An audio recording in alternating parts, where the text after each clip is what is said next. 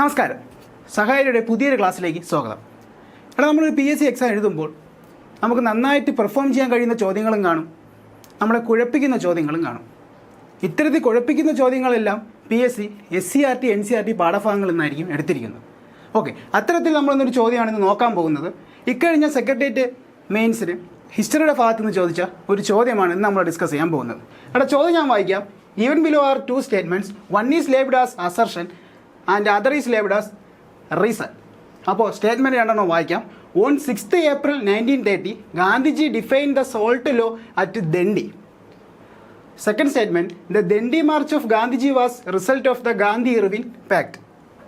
എടാ, അപ്പോൾ ഈ രണ്ട് സ്റ്റേറ്റ്മെൻറ്റിലും ഒന്നെന്താണ് പറഞ്ഞേക്കുന്നത്? 1930 ഏപ്രിൽ 6 ഗാന്ധിജി ദണ്ഡി കടപ്പുറത്ത് വെച്ച് എന്താണ് ഉപ്പ് നിയമം ലംഘിച്ചു. രണ്ടാമത്തെ സ്റ്റേറ്റ്മെൻറ്റ് എന്താണ്? ഗാന്ധി ഇർവിൻ ഉടമ്പടിയുടെ ഫലമായാണ് ഗാന്ധിജിയുടെ ദണ്ഡി മാർച്ച് നടന്നതെന്നാണ് പറഞ്ഞിരിക്കുന്നത്. അപ്പോൾ ഈ ഒരു ക്വസ്റ്റ്യൻ നന്നായിട്ട് അറ്റൻഡ് ചെയ്യണമെങ്കിൽ നമ്മൾ എന്താണ് ഉപ്പ് സത്യാഗ്രഹം എന്തും ഗാന്ധി ഇർവിൻ ഉടമ്പടി എന്താണെന്നും നമ്മളിവിടെ പഠിച്ചിരിക്കണം.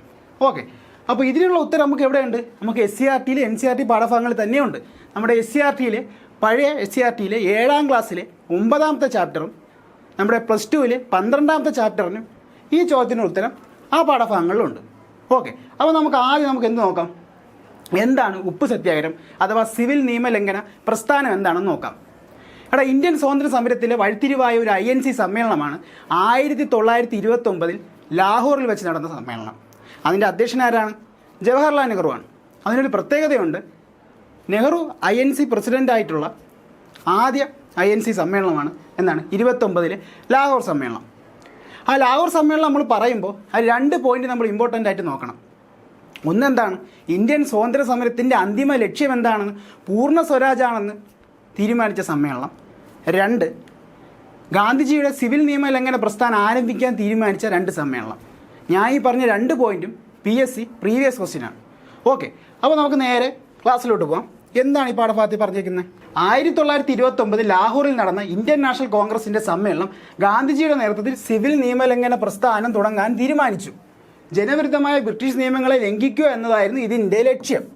ഉപ്പുണ്ടാക്കുന്നതിന് ഇന്ത്യക്കാർക്ക് നികുതി നൽകേണ്ടിയിരുന്നു. ഈ നികുതി ബ്രിട്ടീഷ് സർക്കാർ ഇരട്ടിയാക്കിയത് ജനരോഷം വർദ്ധിപ്പിച്ചു. അതുകൊണ്ട് തന്നെ ഉപ്പിനെ സമരായുധമാക്കിയാൽ ബഹുജന പ്രക്ഷോഭം കൂടുതൽ ശക്തിയാർജിക്കുമെന്ന് ഗാന്ധിജി തിരിച്ചറിഞ്ഞു. ഈ ഉപ്പ് നിയമം ലംഘിക്കാൻ ഗാന്ധിജി തീരുമാനിച്ചു. ഓക്കെ, അപ്പോൾ ഞാൻ പറഞ്ഞ പോയിന്റ് തന്നെയാണ് ഇവിടെ പറഞ്ഞേക്കുന്നത്. എന്താണ്? 29 ലാഹോർ സമ്മേളനത്തിലാണ് ഗാന്ധിജിയുടെ സിവിൽ നിയമലംഘന പ്രസ്ഥാനം തുടങ്ങാൻ ആരംഭിച്ചതും. അത് എന്തിനാണ് തുടങ്ങിയെന്ന് പറഞ്ഞത്? ഇന്ത്യക്കാർക്ക് ഉപ്പുണ്ടാക്കുന്നതിന് ബ്രിട്ടീഷുകാർ നികുതി ഏർപ്പെടുത്തിയിരുന്നു. ഓക്കെ, അപ്പോൾ ആ നികുതിക്കെതിരെയാണ് ഗാന്ധിജി സിവിൽ നിയമലംഘന പ്രസ്ഥാനം തുടങ്ങാൻ തീരുമാനിച്ചത്. അതായത് ഉപ്പിനെ ഗാന്ധിജി ഒരു സമരായുധമായി ആക്കിക്കൊണ്ട് സാധാരണക്കാരെ ഇന്ത്യൻ സ്വാതന്ത്ര്യ സമരത്തിലേക്ക് കൊണ്ടുവരികയായിരുന്നു ഗാന്ധിജിയുടെ പ്രധാന ലക്ഷ്യം. ഓക്കെ, അടുത്ത, അപ്പോൾ ഗാന്ധിജി ഇതിലൊരു പ്രത്യേക ഒരു കോട്ടുണ്ട്, വളരെ ഇമ്പോർട്ടൻ്റ് ആയിട്ട് PSCക്ക് ഇഷ്ടപ്പെട്ട ഒരു കോട്ടാണ്. ഒന്നെങ്കിൽ ലക്ഷ്യം നേടി ഞാൻ തിരിച്ചു വരും, പരാജയപ്പെട്ട ഞാൻ എൻ്റെ ജഡം സമുദ്രത്തിന് സംഭാവന നൽകുക എന്നുള്ള കോട്ട് PSCയുടെ PSC 1 മാർക്കാണ് അവിടെ. Okay, 1930 March 12 Gandhiji Dandi March ആരംഭിക്കുന്നത്. എന്നാണ് 1930 മാർച്ച് 12 എന്നാണ് ദണ്ഡി കടപ്പുറത്ത് എത്തിയത്. അതേ വർഷം 1930 തൊട്ടടുത്ത മാസം ഏപ്രിൽ 6.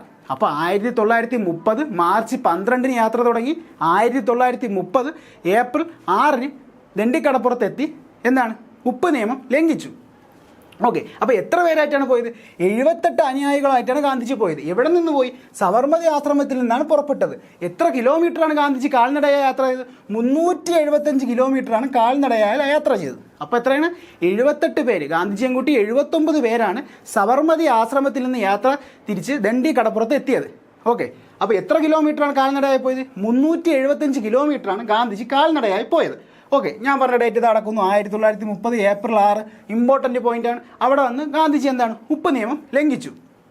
ഓക്കെ, അടുത്ത് നമ്മൾ പറയാൻ പോകുന്നത് ഈ ഉപ്പ് സത്യാഗ്രഹത്തിൽ പങ്കെടുത്ത മലയാളികളാണ്. Very important. ആരൊക്കെയാണ്? C. കൃഷ്ണൻ നായർ, ടൈറ്റസ്, ശങ്കരൻ എഴുത്തച്ഛൻ, രാഘവ പൊതുവാൾ എന്നിവരായിരുന്നു ഗാന്ധിജിയോടൊപ്പം ഉപ്പ് സത്യാഗ്രഹത്തിൽ പങ്കെടുത്ത മലയാളികൾ. അപ്പോൾ ആരൊക്കെയാണ്? C. കൃഷ്ണൻ നായർ, ടൈറ്റസ്, രാഘവ പൊതുവാൾ, ശങ്കരൻ എഴുത്തച്ഛൻ. അപ്പോൾ ആ പേരുകൾ നിങ്ങൾ മറന്നു പോരുത്.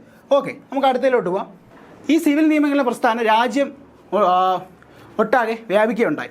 ഓക്കെ, അപ്പോൾ എന്താണ് അതിർത്തി ഗാന്ധി എന്നറിയപ്പെടുന്ന ഖാൻ അബ്ദുൽ ഖാഫർ ഖാൻ. ആരാണ് അതിർത്തി ഗാന്ധി എന്നറിയപ്പെടുന്ന ഖാൻ അബ്ദുൽ ഖാഫർ ഖാൻ്റെ നേതൃത്വത്തിൽ ഇന്ത്യയുടെ വടക്കു പടിഞ്ഞാറ് മേഖലയിൽ നടന്നു. അപ്പോൾ എവിടെയാണ്? ഇന്ത്യയുടെ വടക്കു പടിഞ്ഞാറ് മേഖലയിൽ ഉപ്പ് സത്യാഗ്രഹത്തിന് നേതൃത്വം നൽകിയവരാണ് ഇന്ത്യയുടെ അതിർത്തി ഗാന്ധി എന്നറിയപ്പെടുന്ന ഖാൻ അബ്ദുൽ ഖാഫർ ഖാൻ. ഓക്കെ. സരോജിനി നായിഡുവിൻ്റെ നേതൃത്വത്തിൽ നിരവധി വനിതകളും സമരരംഗത്ത് സജീവമായിരുന്നു. കേരളത്തിൽ ഉപ്പ് സത്യാഗ്രഹത്തിൻ്റെ പ്രചാരണങ്ങൾക്ക് നേതൃത്വം നൽകിയ പ്രമുഖരായിരുന്നു കെ മാധവൻ നായർ, ഇ മൊയ്ലു മൗദവി. കണ്ണൂർ ജില്ലയിലെ പയ്യന്നൂരും കോഴിക്കോടും ഉപ്പ് സത്യാഗ്രഹത്തിന് നേതൃത്വം നൽകിയ ആരൊക്കെയാണ്? കെ കേളപ്പനും. കോഴിക്കോടാണെങ്കിൽ ആരാണ്? മുഹമ്മദ് അബ്ദുറഹ്മാൻ സാഹിബും പിന്നെ പി കൃഷ്ണപിള്ളയാണ്. അപ്പോൾ കണ്ണൂർ പയ്യന്നൂർ ആരാണ് നേതൃത്വം നൽകിയത്? കെ കേളപ്പനാണ്. എന്നാൽ കോഴിക്കോട് കടപ്പുറത്ത് ആരൊക്കെയാണ് നേതൃത്വം നൽകിയത്? പി കൃഷ്ണപിള്ളയും മുഹമ്മദ് അബ്ദുറഹ്മാൻ സാഹിബും. ഓക്കെ. അടുത്ത് നമ്മൾ പഠിക്കാൻ പോകുന്നത് PSC വേറൊരു PQ ആണ്. അതായത് നമ്മൾ നേരത്തെ പറഞ്ഞു ഖാൻ അബ്ദുൽ ഖാഫർ ഖാൻ എവിടെയാണ്? ഇന്ത്യയുടെ വടക്ക് പടിഞ്ഞാറ് മേഖലയിലാണ് നേതൃത്വം നൽകിയത്. ഓക്കെ. ഇന്ത്യയുടെ വടക്ക് കിഴക്കൻ ഭാഗത്തുള്ള മണിപ്പൂർ, നാഗാലാൻഡ്. എവിടെയാണ്? ഇന്ത്യയുടെ വടക്ക് കിഴക്ക് ഭാഗത്തുള്ള മണിപ്പൂർ, നാഗാലാൻഡ് മേഖലകളിൽ ആരാണ് ഉപ്പ് സത്യാഗ്രഹത്തിന് നേതൃത്വം നൽകിയത്? അത് വെറും 13 വയസ്സുള്ള ആരാണ്? റാണി ഗൈഡിലു ആണ്. അതായത് വെറും 13 വയസ്സുള്ള റാണി ഗൈഡിലു ആണ്. അപ്പോൾ റാണി ഗൈഡിലുവിനെ ജവഹർലാൽ നെഹ്റു വിളിച്ചൊരു പേരുണ്ട്. എന്താണ്? നാഗന്മാരുടെ റാണി. എന്താണ്? നാഗന്മാരുടെ റാണി. അപ്പോൾ ഇന്ത്യയുടെ വടക്ക് കിഴക്കൻ മേഖലയായ മണിപ്പൂർ, നാഗാലാൻഡ് എന്നിവിടങ്ങളിൽ ഉപ്പ് സത്യാഗ്രഹത്തിന് നേതൃത്വം നൽകിയ 13 വയസ്സുള്ള കുട്ടിയാണ് റാണി ഗൈഡിലു. ഇവരെ ജവഹർലാൽ നെഹ്റു എന്താണ് വിളിച്ചത്? നാഗന്മാരുടെ റാണി എന്നാണ് പറഞ്ഞത്. ഓക്കെ. നമ്മളിപ്പോൾ ഇതുവരെ എന്ത് പറഞ്ഞു? ഉപ്പ് സത്യാഗ്രഹത്തിൻ്റെ ഡേറ്റ് പറഞ്ഞു, എന്ന് ആരംഭിച്ച ഡേറ്റ്, എന്ന് അവിടെ എത്തി, പിന്നെ ഇത് ഉപ്പ് സത്യാഗ്രഹം അതായത് സിവിൽ നിയമലംഘന പ്രസ്ഥാനം ആരംഭിക്കാനിടയായ INC സമ്മേളനം പറഞ്ഞു. അതിൻ്റെ വേറൊരു പ്രത്യേകത നമ്മൾ പറഞ്ഞു. പിന്നെ ഓരോരുത്തർ ആരൊക്കെ നേതൃത്വം നൽകിയെന്ന് പറഞ്ഞു. കേരളത്തിൽ പറഞ്ഞു പയ്യന്നൂർ കെ കേളപ്പനും, കോഴിക്കോട് മുഹമ്മദ് അബ്ദുറഹ്മാൻ സാഹിബും പി കൃഷ്ണപിള്ള എന്ന് പറഞ്ഞു. പിന്നെ റാണി ഗൈഡിലു ആരാണെന്ന് പറഞ്ഞു. അവരെന്താണെന്ന് വിശേഷിപ്പിച്ചതെന്ന് നമ്മളും പറഞ്ഞു. ഓക്കെ. അടുത്ത പറയുന്നത് വെച്ചാൽ ഉപ്പ് സത്യാഗ്രഹത്തിൻ്റെ കുറച്ച് അനന്തര ഫലങ്ങളാണ്. അപ്പോൾ 3 ഇമ്പോർട്ടൻ്റ് പോയിൻ്റാണ് നമ്മളിവിടെ നോക്കേണ്ടത്. ഒന്ന് പറയാം. അതായത് ഗാന്ധിജി ലോകശ്രദ്ധ ആർജിച്ചു. അതായത് നമ്മുടെ പുറത്തുള്ള ഒരുപാട് പത്രങ്ങളിൽ ഗാന്ധിജിയെ പറ്റിയുള്ള ആർട്ടിക്കിൾസ് വന്നു. അപ്പോൾ ലോകത്തെമ്പാടുള്ളവർ ഈ ഇന്ത്യയുടെ സ്വാതന്ത്ര്യ സമരത്തെക്കുറിച്ചും ഗാന്ധിജിയെക്കുറിച്ചും കൂടുതൽ അറിഞ്ഞു. രണ്ടാമത്തെ പോയിന്റ് എന്ന് പറയുന്നത് സ്ത്രീകളുടെ പ്രാതിനിധ്യം.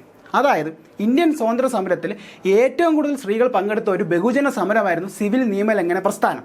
അതിന് കാരണം എന്താണെന്ന് വെച്ചാൽ ഉപ്പ് സത്യാഗ്രഹവും മദ്യനിരോധനവുമായി ബന്ധപ്പെട്ട് അറസ്റ്റിലായവരിൽ ബഹുഭൂരിപക്ഷവും സ്ത്രീകളായിരുന്നു. അതിൽ ഇമ്പോർട്ടൻ്റ് ഒരാളുടെ പേരാണ് കമലാദേവി ചതോപാധ്യായ. ആരാണ്? കമലാദേവി ചതോപാധ്യായ എന്ന സോഷ്യലിസ്റ്റ് പ്രവർത്തകരുടെ പേര് ഓർത്തു വച്ചിരിക്കണം.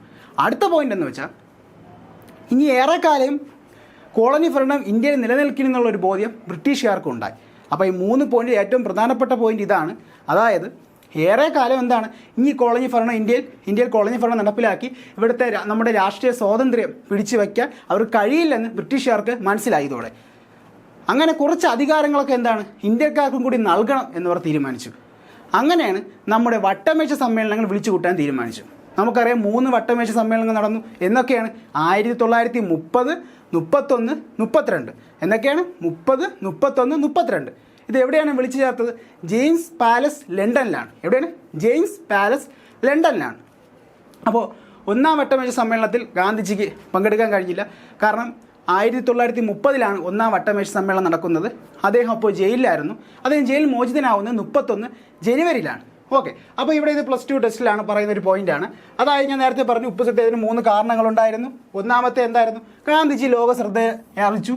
പിന്നെ എന്താണ്? സ്ത്രീകളുടെ പങ്കാളിത്തം. പുരുഷന്മാർ മാത്രം ഒതുങ്ങി നിന്നിരുന്ന സോഷ്യലിസ്റ്റ് സമരം എന്താണ് സ്ത്രീകളിലും കൂടി വന്നു. സ്ത്രീകളുടെ പ്രാതിനിധ്യവും കൂടെ ഉണ്ടായി. അടുത്ത പോയിന്റ് എന്താണ്? കോളനി ഭരണ അധികാരം നിലനിൽക്കില്ലെന്ന് ബ്രിട്ടീഷുകാർക്ക് മനസ്സിലാവുകയും അവരെന്താണ് കൂടുതൽ അധികാരം അവർ കൊടുക്കാതെ തീരുമാനത്തോടെ എന്താരംഭിച്ചു? വട്ടമേശ സമ്മേളനങ്ങൾ ആരംഭിച്ചു നമ്മൾ പറഞ്ഞു. എന്നാണ് 1930 ആരംഭിച്ചത്. 31 ജനുവരി ഗാന്ധിജി ജയിൽ മോചിതനായി. തൊട്ടടുത്ത മാസം തന്നെ അന്നത്തെ വൈസ്രോയി ആയിരുന്ന ഇർവിനുമായി ഒരു കൂടിക്കാഴ്ച നടത്തി. അവിടെ ഒരു ധാരണ വന്നു. അതാണ് നമ്മളെ ക്വസ്റ്റ്യനിൽ പറഞ്ഞ ഗാന്ധി ഇർവിൻ ഉടമ്പടി. അപ്പോൾ ഗാന്ധി ഇർവിൻ ഉടമ്പടിയിലും കുറച്ച് തീരുമാനങ്ങൾ അവർ കൈക്കൊണ്ടു. അതായത് തീരദേശങ്ങളിൽ ഇന്ത്യക്കാർക്ക് ഉപ്പുണ്ടാക്കാനുള്ള അനുമതി ലഭിച്ചു. എവിടെയാണ്? തീരദേശങ്ങളിൽ ഉപ്പുണ്ടാക്കാനുള്ള അധികാരം ആർക്ക് ലഭിച്ചു? ഇന്ത്യക്കാർക്ക് ലഭിച്ചു. പിന്നെ കുറച്ച് തടവുകാരെ ജയിൽ മോചിതരാക്കാനുള്ള തീരുമാനത്തിന് വന്നു. പിന്നെ അടുത്തതാണ് വെരി ഇമ്പോർട്ടൻറ്റ് നമ്മൾ ഓർത്തിരിക്കേണ്ട പോയിന്റ് എന്ന് പറയുന്നത് സിവിൽ നിയമലംഘന പ്രസ്ഥാനം നിർത്തിവെക്കാൻ തീരുമാനിച്ചു. ഏതിലൂടെ? ഗാന്ധി ഇർവിൻ ഉടമ്പടിയിലൂടെ സിവിൽ നിയമലംഘന പ്രസ്ഥാനം നിർത്തിവെക്കാൻ തീരുമാനിച്ചു. അപ്പോൾ 3 പോയിൻ്റാണ് ഗാന്ധി ഇർവിൻ ഉടമ്പടി നമ്മൾ പറഞ്ഞത്. ഒന്നെന്താണ്, തീരദേശങ്ങളിൽ ഇന്ത്യക്കാർക്ക് എന്താണ് ഉപ്പ് നിർമ്മിക്കാനുള്ള അധികാരം നൽകി. പിന്നെന്താണ്, ജയിൽ മോചിതരാക്കി. അതാണ് തടവുകാരെ ജയിൽ മോചിതരാക്കാൻ തീരുമാനിച്ചു. സിവിൽ നിയമലംഘന പ്രസ്ഥാനം നിർത്തിവെക്കാൻ തീരുമാനിച്ചു. അപ്പോൾ ഈ 3 ധാരണ കൊണ്ടുവന്നു. അപ്പോൾ ഇതോടെ ഗാന്ധി ഇർവിൻ ഉടമ്പടി വന്നു. പക്ഷേ ഗാന്ധി ഇർവിൻ ഉടമ്പടി തീവ്ര ദേശീയവാദികൾ എതിർത്തു. കാരണം അതിലൊരു പോയിന്റ് ഉണ്ട്. അവർ എതിർക്കാൻ കാരണമെന്ന് പറഞ്ഞാൽ ഇന്ത്യക്കാരുടെ രാഷ്ട്രീയ അധികാരത്തെ സംബന്ധിച്ച ഒരു കാര്യവും ആ ഉടമ്പടി പറയുന്നില്ല. അപ്പോൾ എന്താണ്, ഇന്ത്യക്കാരുടെ രാഷ്ട്രീയ സ്വാതന്ത്ര്യത്തെപ്പറ്റി പറയുന്ന ഒരു കാര്യവും ആ ഉടമ്പടി പറഞ്ഞിട്ടില്ല. അതുകൊണ്ട് തീവ്ര ദേശീയവാദികൾ അതിനെ എതിർത്തു. അപ്പോൾ നമ്മൾ ഉപ്പ് സത്യാഗ്രഹത്തിലെ പ്രധാന പോയിന്റ് പറഞ്ഞു. എന്താണ് ഗാന്ധി ഇർവിൻ ഉടമ്പടി എന്ന് പറഞ്ഞു. അപ്പോൾ ഉപ്പ് സത്യാഗ്രഹം എന്നാണ് നടന്നത്? 1930 ഏപ്രിൽ 6 ഉപ്പ് സത്യാഗ്രഹം നടന്നു. എന്നാൽ ഗാന്ധി ഇർവിൻ ഉടമ്പടി എന്നാണ്? 1931 മാർച്ച് 5. എന്താണ്, 1931 മാർച്ച് 5 എന്താണ് ഗാന്ധി ഇർവിൻ ഉടമ്പടി നടന്നത്. അപ്പോൾ ഉപ്പ് സത്യാഗ്രഹം കഴിഞ്ഞിട്ടാണ് എന്താണ് ഗാന്ധി ഇർവിൻ ഉടമ്പടി വരുന്നത്. അതായത് ഗാന്ധി ഇർവിൻ ഉടമ്പടിയുടെ ഫലമായിട്ടല്ല എന്താണ് ഗാന്ധിജിയുടെ ദണ്ഡി യാത്ര നടന്നത്. അപ്പോൾ നിങ്ങൾക്ക് ഏകദേശം ഒരു ധാരണ കിട്ടിക്കാണ് ആ ചോദ്യത്തെപ്പറ്റി. അപ്പോൾ നിങ്ങൾക്ക് ഈ ഇത്രയും പഠിച്ചു കഴിഞ്ഞാൽ നിങ്ങൾക്ക് എന്താണ് നല്ല കോൺഫിഡൻ്റ് ആയിട്ട് ആ ക്വസ്റ്റ്യൻ നമുക്ക് അറ്റൻഡ് ചെയ്യാൻ കഴിയും. ഓക്കെ, നമുക്ക് നേരെ ആ ചോദ്യത്തിലോട്ട് പോവാം. ഓക്കെ, ചോദ്യം എന്താണ്? ആദ്യത്തെ ചോദ്യം എന്താണ് പറഞ്ഞ സ്റ്റേറ്റ്മെൻറ്റ് എന്താണ് പറഞ്ഞേക്കുന്നത്? 1930 ഏപ്രിൽ 6 ഗാന്ധിജി എന്താണ് ഉപ്പ് നിയമം ലംഘിച്ചത്. ഓക്കെ, ശരിയാണ്, നമ്മൾ പറഞ്ഞു. അതായത് 30 മാർച്ച് 12 യാത്ര തുടങ്ങി. എന്താണ്, ഏപ്രിൽ 6 ദണ്ഡി കടപ്പുറത്തെത്തി അവിടെ ഉപ്പ് നിയമം ലംഘിച്ചു. അടുത്ത പോയിന്റ് എന്താണ് പറഞ്ഞത്? അടുത്തതാണ് നമ്മൾ ശ്രദ്ധിച്ച് വായിക്കേണ്ടത്. Dandi march of Gandhiji was the result of Gandhi Irwin pact. അതായത് ഗാന്ധി ഇർവിൻ ഉടമ്പടിയുടെ ഫലമായാണ് ഗാന്ധിജിയുടെ എന്താണ് ദണ്ഡി മാർച്ച് നടന്നതെന്നാണ് പറയുന്നത്. അത് തെറ്റാണ്. കാരണം ഈ സ്റ്റേറ്റ്മെൻറ്റ് തെറ്റാണ്. കാരണം നമ്മൾ പറഞ്ഞു ഗാന്ധി ഇർവിൻ ഉടമ്പടി എന്നാണ് 1931 മാർച്ച് 5. എന്താണ്, 1931 മാർച്ച് 5 ദണ്ഡി കടപ്പുറത്തെത്തി ഉപ്പ് നിയമം ലംഘിച്ച എന്നാണ് 1930 ഏപ്രിൽ 6. ഓക്കെ, ഏപ്രിൽ 6 എന്നാണ് മാർച്ച് 12 യാത്ര തുടങ്ങി. അപ്പോൾ ഒന്നാമത്തെ സ്റ്റേറ്റ്മെൻറ്റ് ശരിയാണ്, എന്നാൽ രണ്ടാമത്തെ സ്റ്റേറ്റ്മെൻറ്റ് തെറ്റാണ്. ഓക്കെ, അപ്പോൾ ഇതിലേതാണ് ഓപ്ഷൻ നോക്കാം. Both A and R true and R is the correct explanation of A. അല്ല, both A and R true but R is not the correct explanation of A. അടുത്ത നോക്കൂ, A is true but R is false. Okay, അപ്പോൾ നമ്മൾ answer ഏതാണ്? Answer C ആണ്. അതായത് A is true but R is false. അതായത് ഒന്നാമത്തെ statement എന്താണ്? ഒന്നാമത്തെ സ്റ്റേറ്റ്മെൻറ്റ് കറക്റ്റാണ് പറയുന്നത്. എന്താണ്, 1930 ഏപ്രിൽ 6 തന്നെയാണ് ഉപ്പ് നിയമം ലംഘിച്ചത്. പക്ഷേ ഗാന്ധി ഇർവിൻ ഉടമ്പടിയുടെ ഫലമായിട്ടല്ല അവിടെ എന്താണ് ദണ്ഡി മാർച്ച് നടന്നത്. ഓക്കെ, അപ്പോൾ നമ്മൾ ഹിസ്റ്ററിയുടെ ഭാഗത്തു നിന്ന് ഒരു ചോദ്യമാണ് നമ്മളിന്ന് പരിചയപ്പെട്ടത്. അത് എവിടെ നിന്ന് വന്നു നമ്മൾ നോക്കിയിട്ടുണ്ട്.